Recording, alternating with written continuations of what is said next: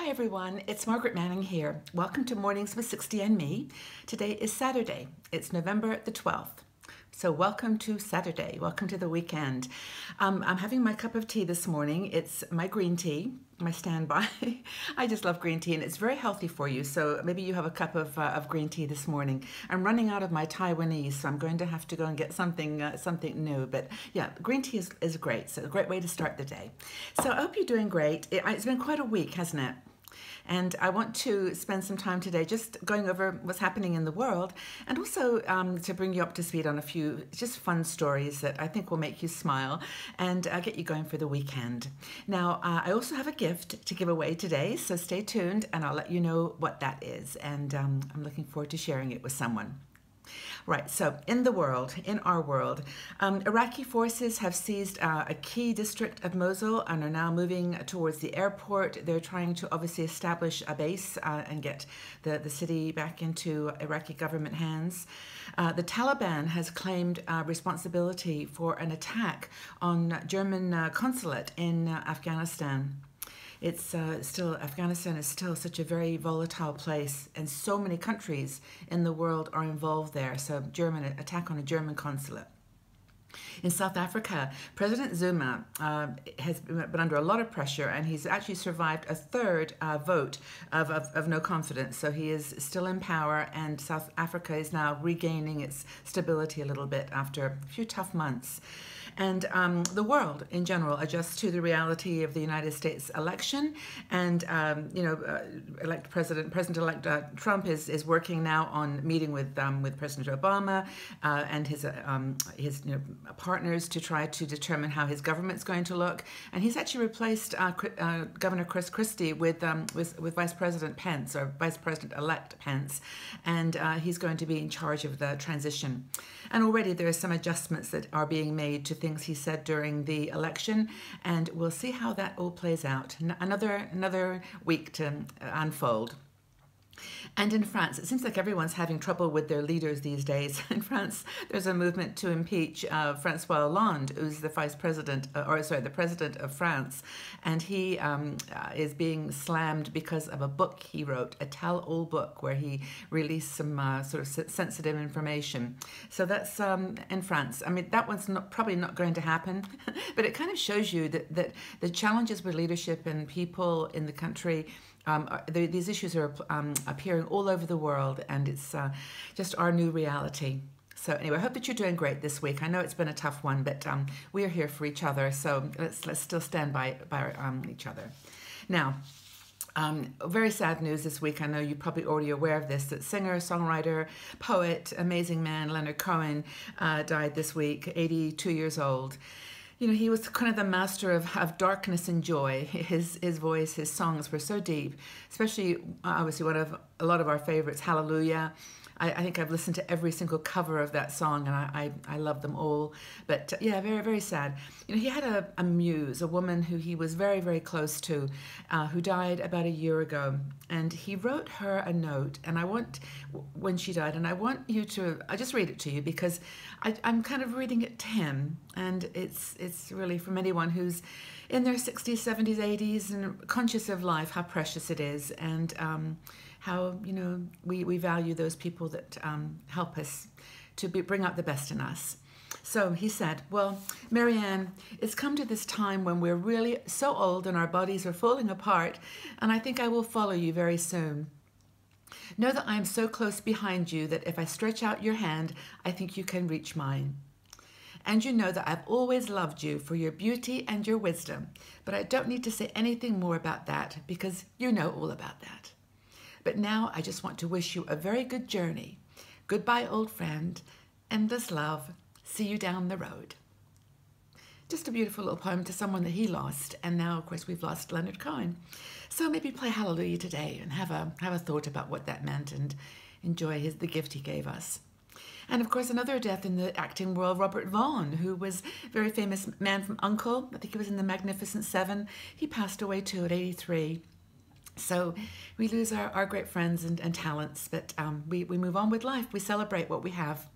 And actually, that reminded me about movies. And I was just looking to see what was on this weekend and wondered if you've gone to a good movie recently.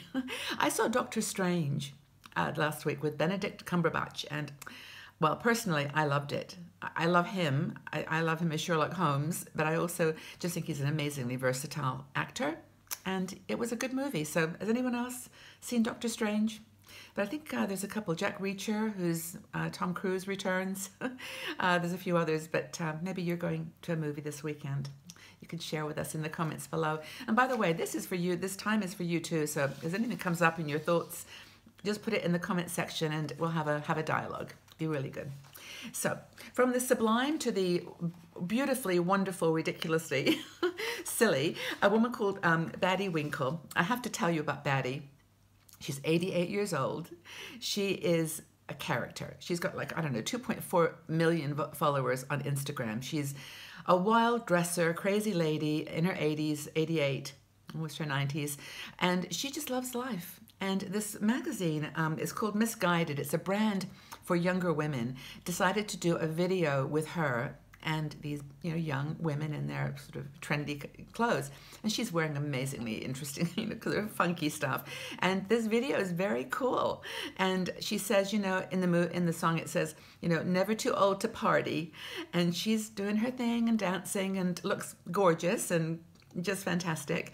But anyway, she's been celebrated by this young community of women as a role model. And they all say, well, the editor said, we want to be like her when we grow up. And she's kind of just that woman who catches your imagination, someone living life absolutely to the full. And she said at the end, she says, I have been on the naughty list since 1928. So let's see if we want to be on the naughty list. But she's certainly having fun in her life. So that's Baddie Winkle. And what we'll do is we'll leave the link to the video. Watch it and see what you think. It's really, really funny and very cool. Very, very cool indeed. So that's our Baddie Winkle story. And I do have one more fun story to share.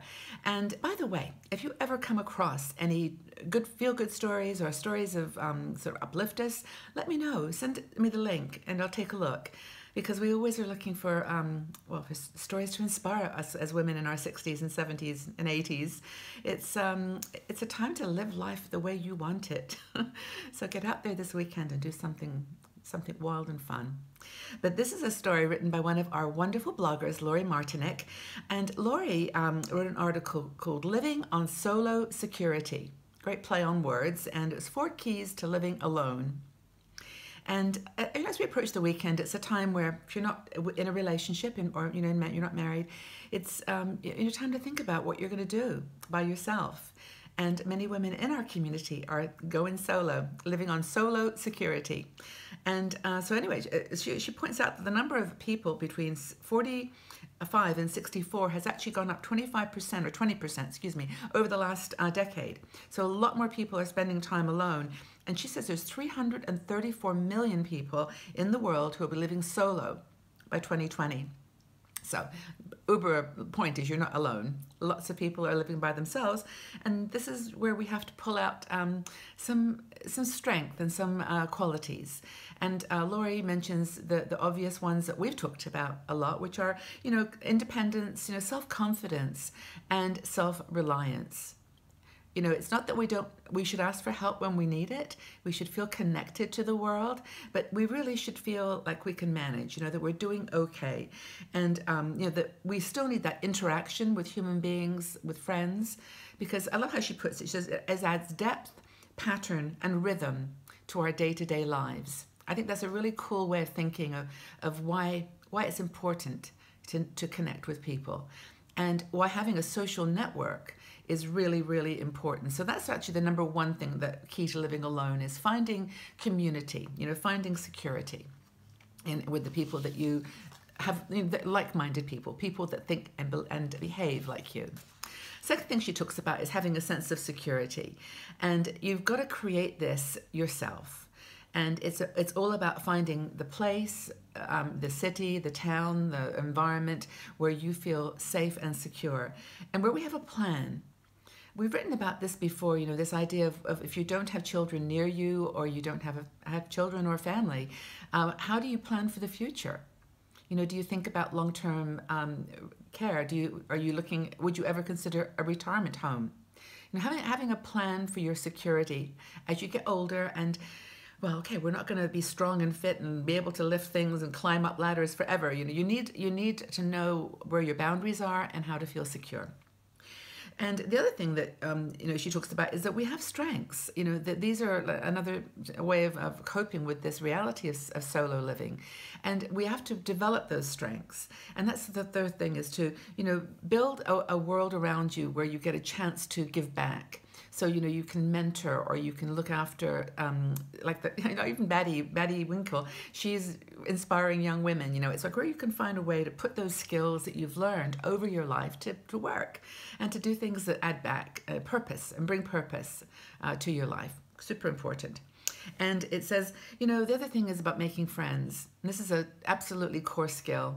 And it's, a lot of people think it's very hard to make friends as an adult. And I actually agree. I'm totally with this. I've tried many times to engage with groups that I thought were like-minded and had found that they weren't really. And, it's hard to take a step back and say, I have to work at finding a friend or finding friends. In fact, I've just started a new meetup group.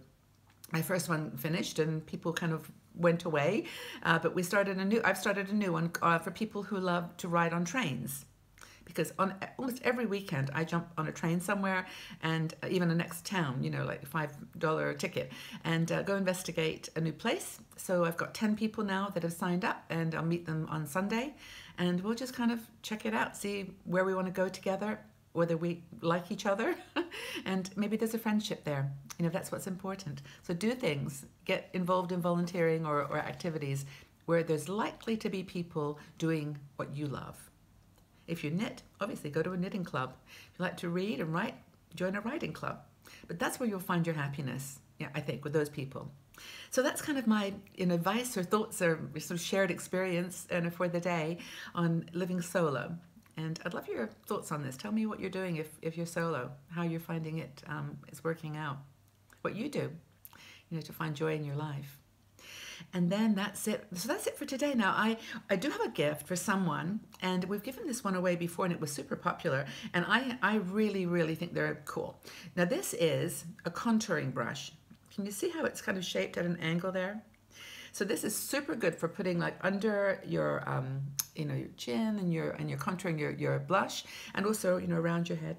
Anyway, we have a great makeup artist called Ariane Poole who is good. We have a video on contouring, and it really does give your face some structure, especially if you've got a few things happening in the face. Pulls it up a bit. So a contouring brush.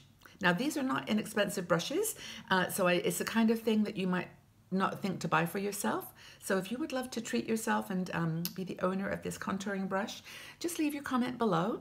I'll pick someone randomly. It's no competition. Just leave a comment on anything, and I'll choose an owner for this beautiful contouring brush. Okay, so that's my little gift for today. And now that we're on the beginning of the weekend, I just want to again say, really make it special. Have a great, great day. Pull yourself, out of your house, go out into nature, go for a walk, meet up with some friends, and breathe in this beautiful air and appreciate the lives we have. I'm super, super grateful myself. But anyway, thanks again for being here. I'm so happy that you join me every day. And I would like to leave you with a question that you can comment on and think about today.